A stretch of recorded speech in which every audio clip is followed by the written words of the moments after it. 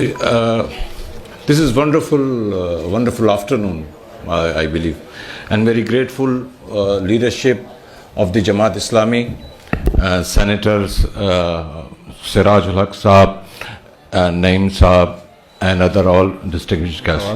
तो बस दो बातें कहने के वो करते हैं ताकि ये सेनेट में जाएं या जहां भी दुनिया में जाएं, ये दो बातें ज़रा पूछ के मुझे बताएं.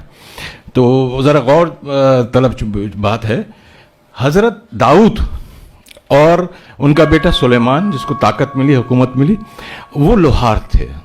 उनका पेशा लोहार का था और नरम कर देते थे लोहा अपने हाथ में. तो तभी ज़बूर में, जब वो ज़बूर आपको पता होगा कि नज़मों की किताब है, नज़मों की इल्हामी किताब है, शायरी है अल्लाह की. तो जब ज़बूर पढ़ते थे लोगों के दिल नरम होते थे. तो वो कौन था? लोहार. और उसकी उम्मत कौन है? यहूदी.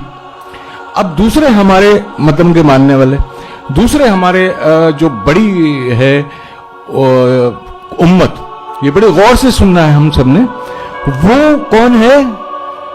ईसाई. तो हजरत ईसा अपने लूका में जो उनकी मुकद्दस जो अनाजील है, 4 अनाजील, उसमें एक किताब में लिखते हैं, मैं चरावा हूं, चरवाहा, शेपर्ड, बकरियां चराने वाला. वो अपना ये टाइटल बताते हैं. तो यहूदी की उम्मत, मतलब लोहार की उम्मत, चरावे की उम्मत. आका अलैहिस्सलाम कौन है? वो क्या कहते हैं अपने आप को? बुखारी की दूसरी या शायद तीसरी जिल्द में फरमाते हैं कि मुझे उस्ताद बनाया, मौल्लिम. मतलब उनका काम टीचिंग था, टीचिंग करते थे, उनका काम टीचिंग था.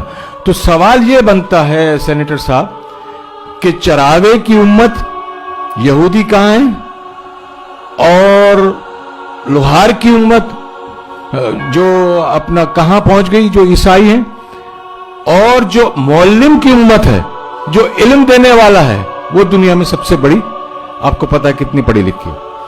तो ये मौल्लिम के साथ ज्यादती क्यों हुई? और बस आखिरी दूसरा सवाल जो आप कहीं कर दीजिएगा, अगर जवाब मिल जाए. सादिक और अमीन, ये 2 नामों से काफर भी जानते थे, इज्जत करते थे. मुसलमान तो करते ही हैं अब आका अलैहिस्सलाम की.